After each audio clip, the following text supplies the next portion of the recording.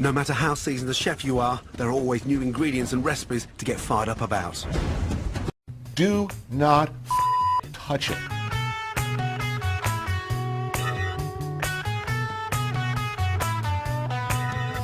And here's maybe the most overlooked feature or factor in the success or failure of a steak, particularly a thick steak, but it's true of all meat.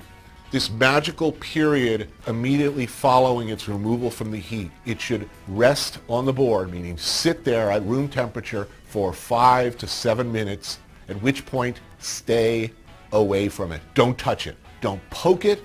Don't slice it to look inside. I'm going to find a good hot sizzling either grill or pan, get a good crust and sear on the outside. You want to finish it either in the oven or all the way on the grill. Do not start slicing it into slices right away. What's going on inside is it is continuing to cook, but even more importantly, the juices are distributing themselves in a truly wonderful alignment. That's why if you cut into a steak too quickly off the barbecue, you get this sort of bullseye pattern instead of what it should be, a gentle graduation from red to various hues of pink to the outer crust. All the difference in the world between a good steak and a totally messed up steak is going on in that period of time that you're just doing nothing. Nothing. And then just let it sit. Don't wrap it in foil. Don't cover it. Don't poke it. Don't prod it. Don't even look at it. Just let it sit there. Leave it alone. Again, mature steaks. And as always, I'll make my paste and my seasoning. So with the beef, we'll use the beef cube. Tiny bit of olive oil in that to make that paste. It's approximately half a cube of steak. Right, the guide to cooking a perfect steak. Hot pan. The secret here is to make sure that we literally sear the steak and not boil it. Season it first. Beautifully done. Get some nice large grains of pepper, so you got a nice bit of heat. Mop up all that seasoning and sort of push in. The four most important parts to make sure you take them out of the fridge 20 minutes before you actually start cooking them. Cooking a steak, that's... Just mix that in.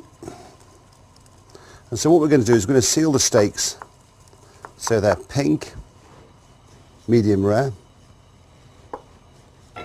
I was taught years ago to season steaks with salt and pepper. And one day, my fascination for stock cubes, I thought, let's make a paste. And that's what I did. Stone cold in the centre, you're going to have to overcook it on the outside. Pan's just started smoking.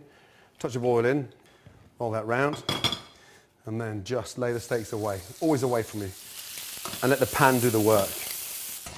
I made a paste. I tried it. I seasoned one steak with salt and pepper, and one steak with the seasoning paste. And the seasoning paste works better every time. That's the kind of noise you want to hear in the pan every time. That nice sear. Again, pair of tongs. So we need a very hot pan to create that caramelization. So what we're going to do is seal the steaks, caramelize them, seal them on the plate.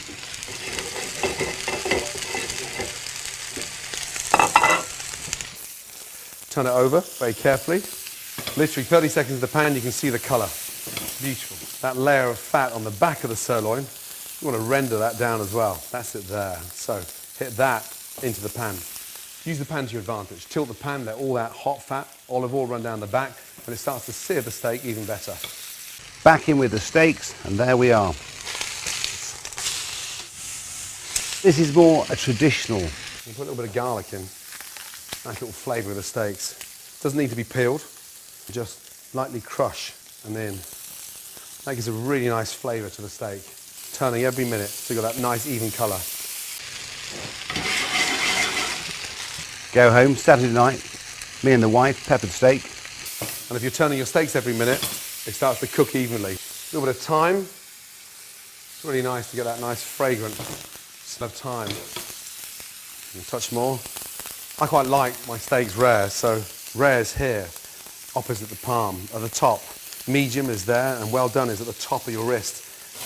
You glass with some Worcester sauce, bit of cream, and it's delicious. But little knobs of butter. And this is where the steak starts to take on a completely different flavour. Tilt the pan, then just baste the steaks. That fried thyme, that garlic. Nothing's burning, and that's why we started off with olive oil. And so we'll take these out. So there's our steaks.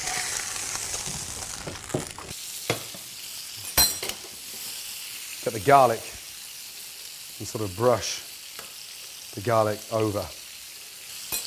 Off with the gas. Generous amount of Worcester sauce, and then just add some cream, some green peppercorns, optional. Put the steaks back in. Take them out. Beautiful. Let them rest. And off. And then from there, slice. Rare, going on to medium rare. Delicious. And there's steak au poivre.